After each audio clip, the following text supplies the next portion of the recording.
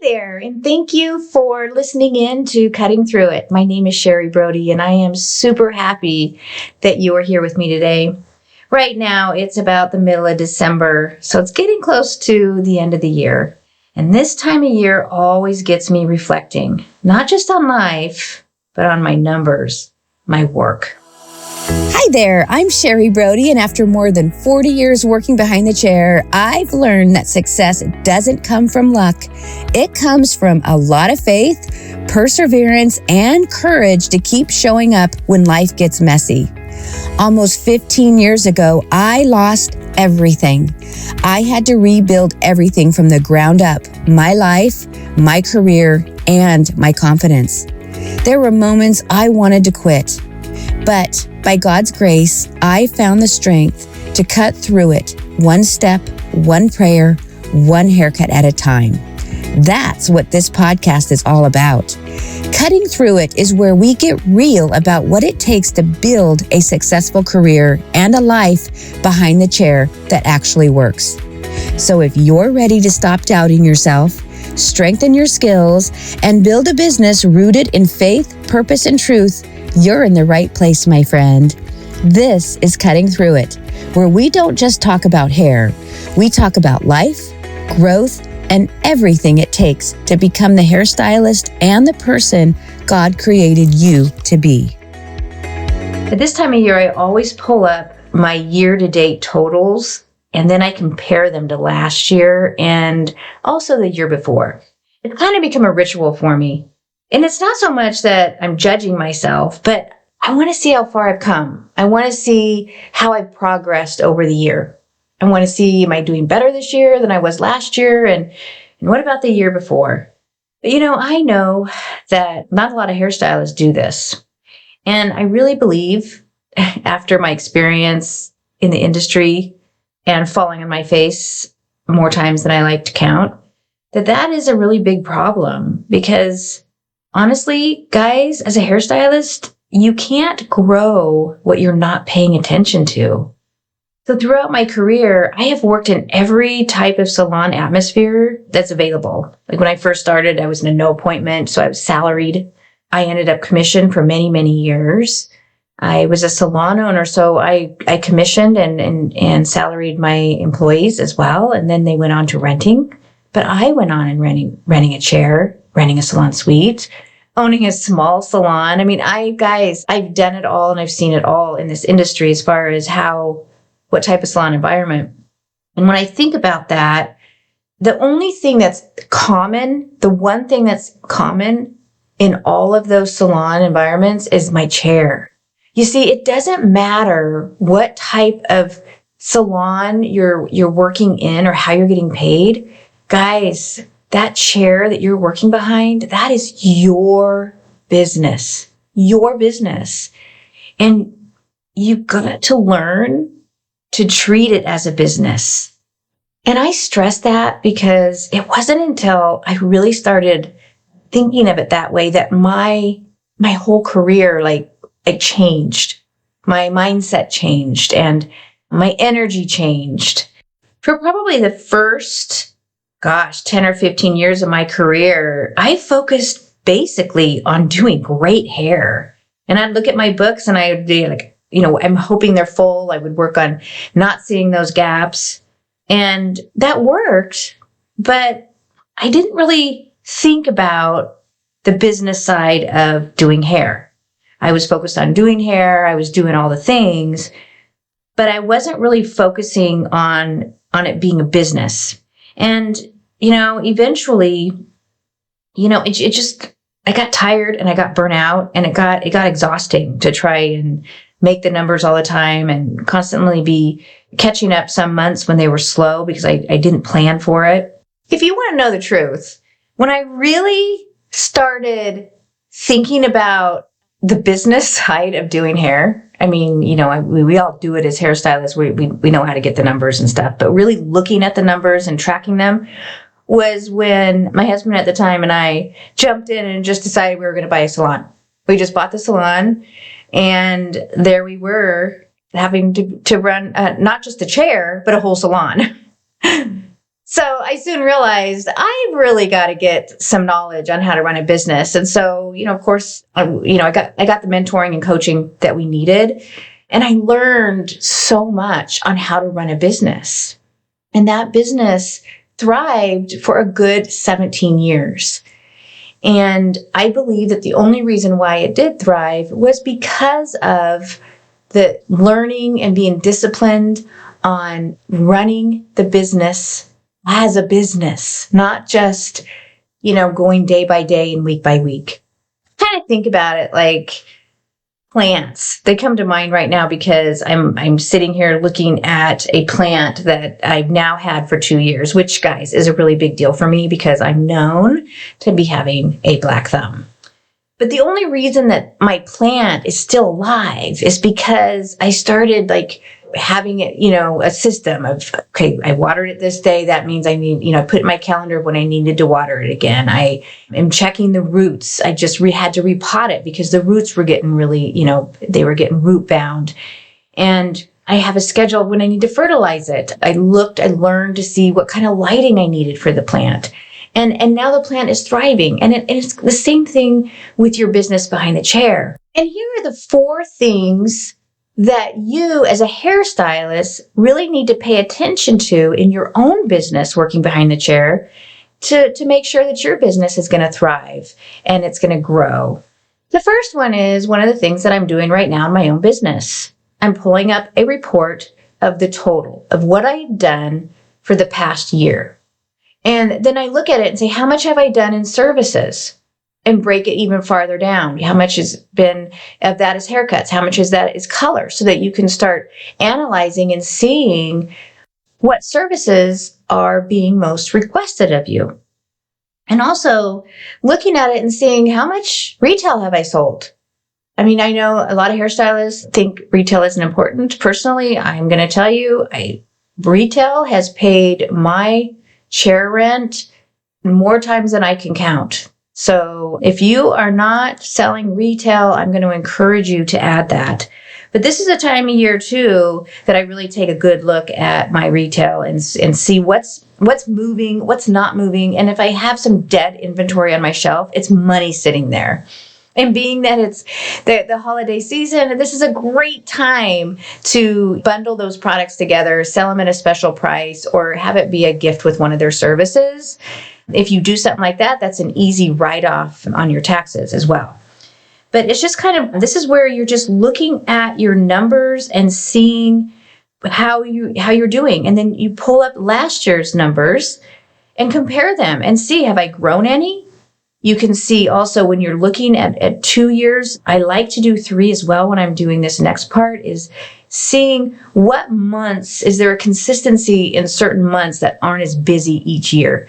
That way you can make a mental note that, okay, I need to prepare for certain months. Like here in Arizona, the summertime sometimes can be a little bit slower just because it gets so hot. A lot of my clients, they'll like to go where it's cooler. So I tend to have a little bit more space in my bookings. And so I make sure I prepare for that prior financially.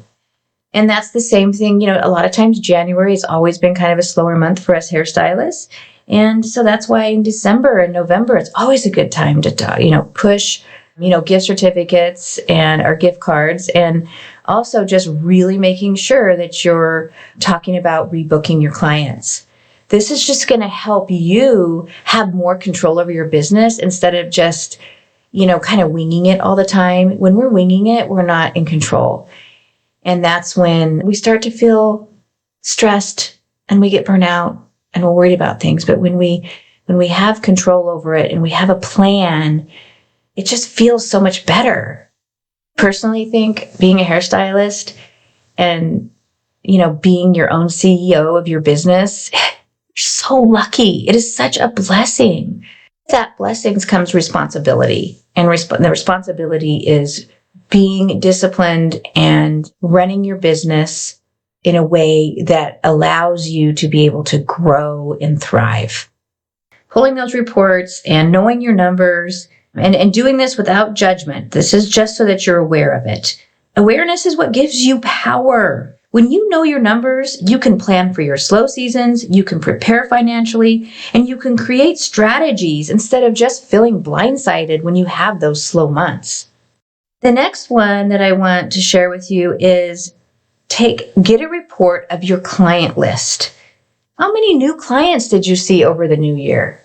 And most importantly, what percentage of them have returned to you? This is something that you always want to keep an eye on because, guys, if you're getting a lot of new clients in, that's great. But if they're not returning, if your retention percentage is really low, then there's something going on in your client experience that is not jiving, and you need to work on that. So, guys, this can be pretty humbling sometimes. I know for myself, early on when I worked in a high-end salon and I'd have the meeting with my owners, they would always look at my client retention. And, there were times where I wasn't getting the client return and I had to figure out and learn why. And I know for me, when I was a younger stylist, one of the reasons I wasn't getting client retention was because I wasn't communicating well with my clients. They didn't feel like I really was knowledgeable. I wasn't coming across as if I really knew my stuff. And so, in that respect, they moved on to somebody else. And then there was also a time where I was getting redos. And, as hard as that was to face and as frustrating as that was, I did what I had to do. I got the education that I needed to get so that I could get better at it. And then I practiced it until it became part of me. And then I would start seeing, when I would meet with my owners, I was starting to get paid a bit more because my retention was going up and it just felt so good. And when I started out in the industry, there wasn't salon rentals or salon suites.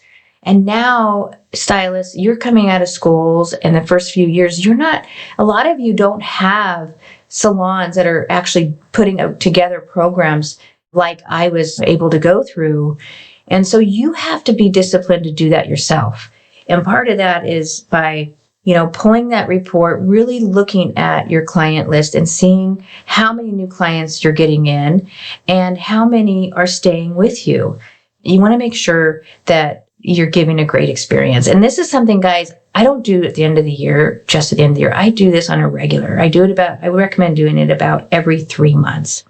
And another good thing about this is that you can start seeing the clients that have a pattern of no showing or canceling at the last minute. And I'm just going to tell you this. I know when we're in a scarcity mode, we tend to be like, oh, I got to hold on to that client, because I really need the money. But in essence, those clients, they're losing you money because when they don't show up, that's money out of your pocket. Somebody else could have booked there, or if they're late, how do you know that the client that really is one of those, when you look at your list, is one of your top payers? She's the one that's really supporting you, but she gets frustrated with you because you're running late, because you're allowing this one client to continue to come in and be late. And eventually you lose that client that you really loved and the income that she was providing you. So we can't let the fear of scarcity hold us back from making those tough decisions as a business owner and CEO of our chair, to let go of those clients that are not respecting our time and that are affecting our business. So this is just at the end of the year, that's when I really do that kind of stuff, is I really look back at that and really do a little cleaning of my house, so to speak, with those. So next step is to pull up a report of your inventory. And what I'm talking about is your back bar. And when you're renting your chair or you're renting, you have a salon suite, you're paying for all your color, all your shampoo, all your conditioner. And when you keep track of your orders, you start to see how much you're using.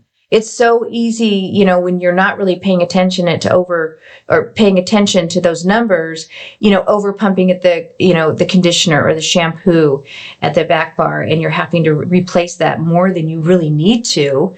And the same with color. I mean, I know myself, I'm raising my hand right now. I'm one of those hairstylists that had wasted color. And I just did it the other day. I was so mad at myself. I have a client that I know she does not need as much color, and I wasn't focusing, and I ended up using like a half bowl more than what I needed. And, when I was throwing the color in the trash, I'm thinking I'm throwing money away. So, when you take a regular look each month and see what you're spending on your back bar and seeing how much it is, then you can start honing in on where your waste is.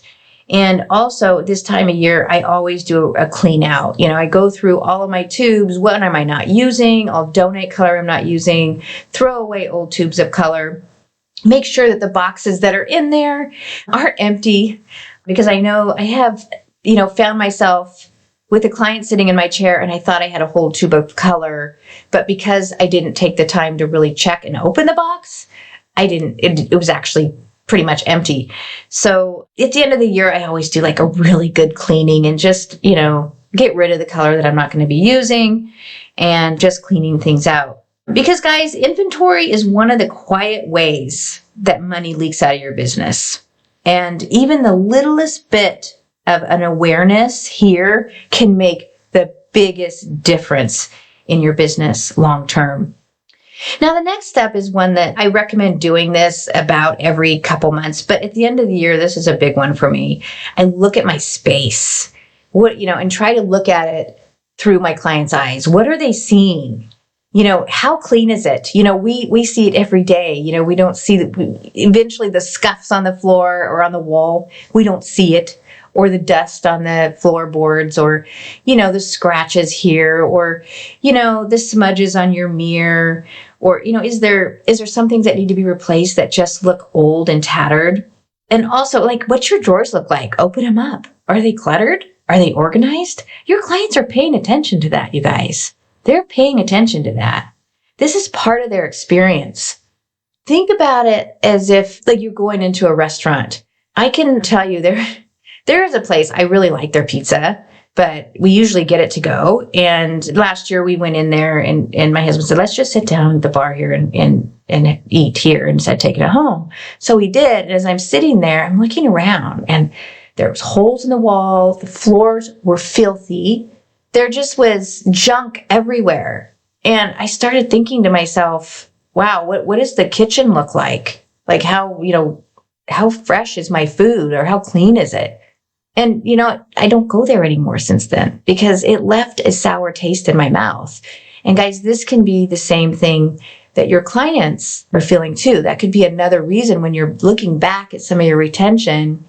What was your client's experience sitting in your chair? What did they see? And I know for me personally, when I'm in a space that's really cluttered and there's a lot of junk, it kind of stresses me out. It's very difficult to relax when you're in a space like that. So this is something that I really recommend you doing, because we see our space every day and we stop noticing things. But guys, your clients don't. They remember that stuff. So in reflection, do a year-end check, guys. And if this is something you don't do on a regular basis, it is my hope that by starting to do this now, you are going to get yourself into a discipline and just a habit of looking at your chair. When you walk into your chair, when you walk into the salon, you look at your chair. I want you to look at that chair and go, that's my business. And I'm going to be successful here. And I'm going to own this chair. I'm going to own it like a pro. And the way you're going to do that is you're going to, keep track of your numbers.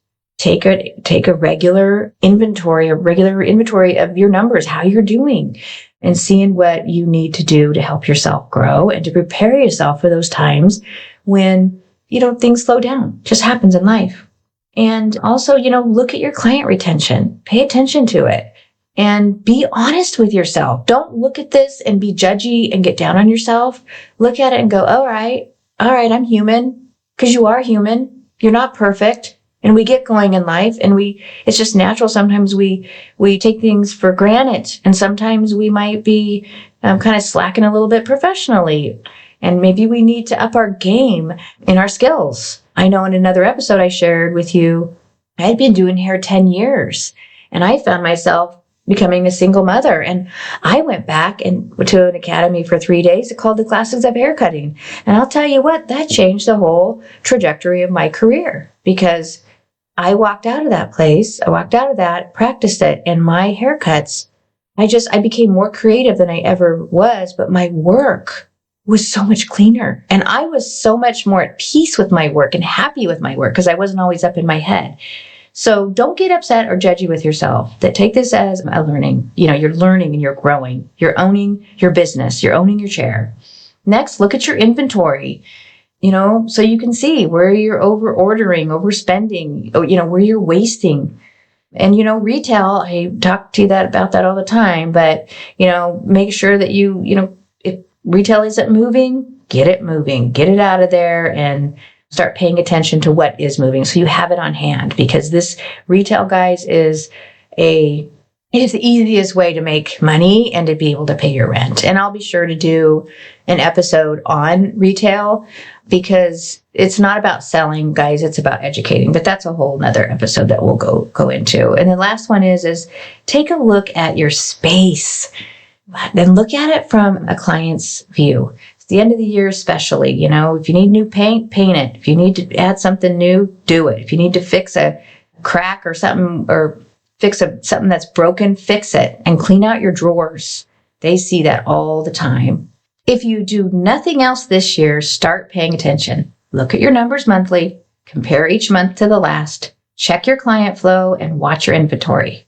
These tiny habits build the confidence of a hairstylist who runs their chair like a pro. Your chair is the one constant in your career, and when you treat it like the business it is, you will show up differently.